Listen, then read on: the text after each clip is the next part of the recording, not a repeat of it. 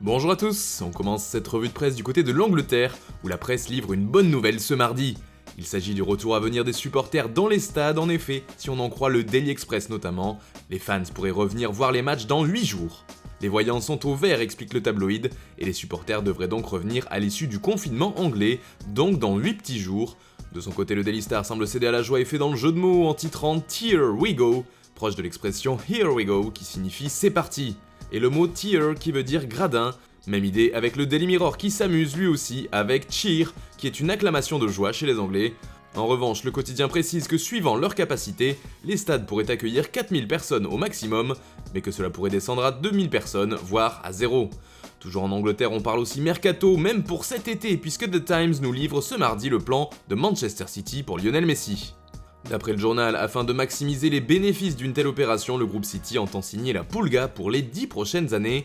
L'idée serait de convaincre la star du Barça dès le début de la nouvelle année. En effet, son contrat s'arrête à l'été prochain, il peut donc parler aux autres clubs dès le 1er janvier 2021. Dans ce plan, il est aussi question d'offrir la possibilité à Messi de jouer au New York City FC plus tard dans sa carrière, ou dans l'un des autres clubs du groupe. En effet, les équipes basées au Japon ou en Australie sont également prêtes à lui offrir ce fameux rôle d'ambassadeur qu'il aurait à New York, tout comme dans le club de Troyes. D'ailleurs, le groupe City espère que la récente prolongation du contrat de Pep Guardiola avec les Sky Blues finira de convaincre Messi de venir cet été.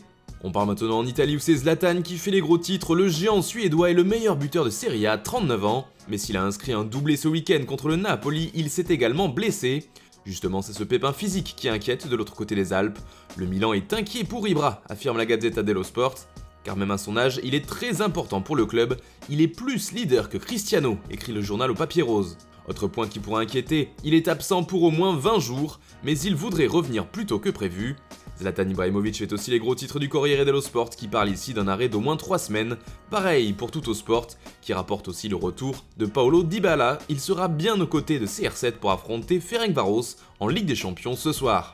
En France, la coupe aux grandes oreilles fait la une. 2 clubs jouent ce mardi, d'abord Rennes qui affronte Chelsea et qui devra chasser le blues comme le résume l'équipe. Le Paris Saint-Germain joue également contre Leipzig et ce sera déjà un match couperé. En effet, les Parisiens sortent de 2 défaites en 3 matchs et ils n'ont pas vraiment le choix, il faut gagner pour espérer se qualifier pour les 8ème de finale. Paris a besoin d'un vaccin contre la peur, titre le quotidien, d'autant que le manque à gagner pourrait être très gros en ce qui concerne les finances du club. Pour l'équipe, cela se chiffrerait entre 40 et 50 millions d'euros. Le club fait aussi la une du Parisien aujourd'hui, le PSG joue sa peau face à Leipzig, rappelle le journal francilien. Et puis on part en Espagne maintenant, où Antoine Griezmann fait grand bruit. Le Français est sorti du silence lundi soir sur la chaîne ibérique Movistar, et ce mardi ses déclarations font couler beaucoup d'encre. C'est le cas avec le journal Marca qui fait sa couverture sur les mots de Grisou.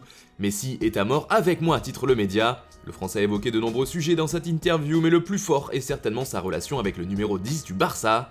Léo m'a dit qu'il était déçu que je ne sois pas venu en 2018 car il avait en plus fait des commentaires publics, a raconté Griezmann. Ensuite il m'a expliqué qu'il était content de me voir à Barcelone, il m'a dit qu'il était à mort avec moi. Avant d'ajouter, j'ai dit à Léo que je parlerai même si je n'aime pas ça pour clarifier les choses, j'ai besoin d'un peu d'aide de tout le monde, des fans, du club, celle de mes coéquipiers, je l'ai déjà. Des mots forts qui font les gros titres des journaux forcément, c'est également le cas pour Sport qui met en avant la conclusion d'Antoine Griezmann. Il n'y a aucun problème avec personne, je vais vraiment bien et je vous demande juste de me laisser un peu au calme. Et puis toujours en Espagne, l'équipe du Barça fait également parler car il manque des joueurs comme Lionel Messi ou Frenkie de Jong. Les Blaugrana seront donc diminués pour jouer contre le Dynamo de Kiev, car il y aura aussi des absents en défense, et c'est un joueur de l'équipe réserve qui sera titulaire avec l'anglais dans la charnière. Il s'agit d'Oscar Mingueza, à noter que si le Barça l'emporte, il sera déjà qualifié pour les 8ème.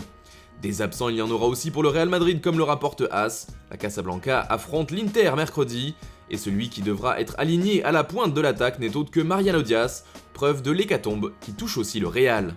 Voilà, c'est tout pour aujourd'hui, on se retrouve dès demain pour une nouvelle revue de presse sur Foot Mercato.